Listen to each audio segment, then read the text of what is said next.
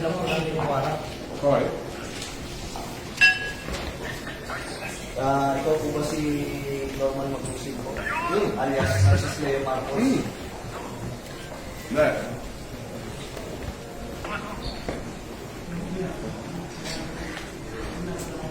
Okay. Parang saan yan?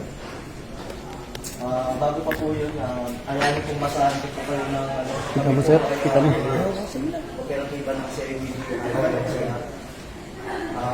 Kayo po ba, ulitin ko po, kayo po ba si Norman Mangusig alias Francis Leo Marcos? Yes, ako.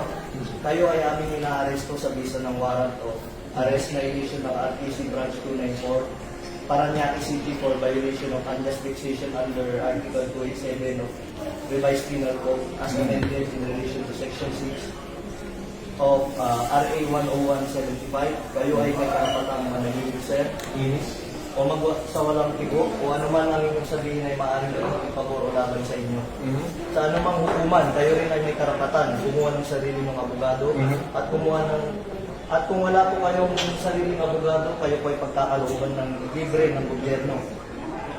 Andito ako sa inyo kasi na-arrest kumuha ng sarili ng doktor na magsusuri ng inyo. Sir, pwede paano po yan at maano nyo yung karapatan po? Sige.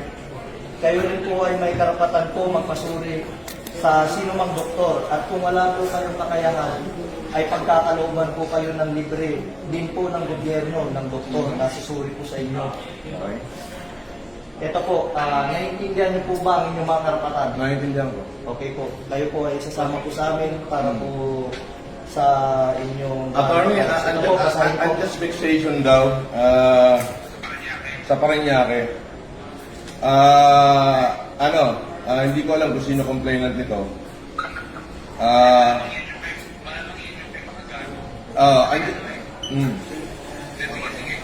Andito ako sa Newport, ina-arresto na nila ako, sasama ako ngayon, hindi ko natatapusin itong pagkain ko.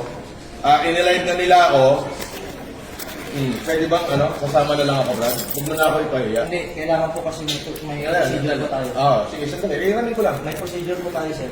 Attorney, nasa ka ba?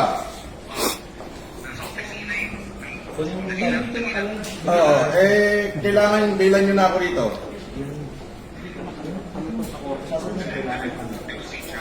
Nang live ko, hindi ko lalabas ng live. Hindi naka-live ko.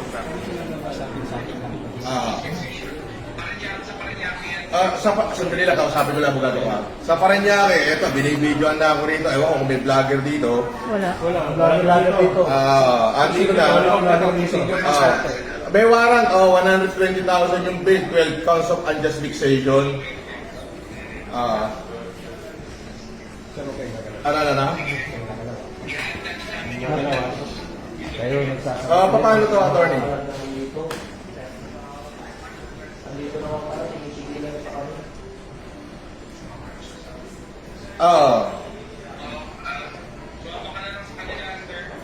Tapos, Pwede po kayong kasuhan ng construction justice,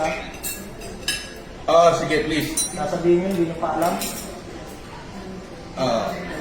Binabawalan nyo kami mag-video, pero pwede pa lang mag-vlog. Pwede ba yun? Double-check sa... Sir, sino daw pwede contact person dito? Sa pag-video naman, sir. Sir, sa CIDG-NCR na lang, sir. Sa Camp Crame. Nakasad yun. Bawat CIDG-NCR. So, doon ako dadalhin sa CIDG-NCR. Yes, sir. Long Karami. Yun nga po. So, dadalhin daw ako sa CIDG-NCR Long Karami. Ay, hindi ba ganun ang process? Pag may warrant at meron din kami isang reliable knowledge. Doon daw ang office ng CIDG-NCR sa Long Karami. Pwede namin pasukin. Wala makakapigil sa amin.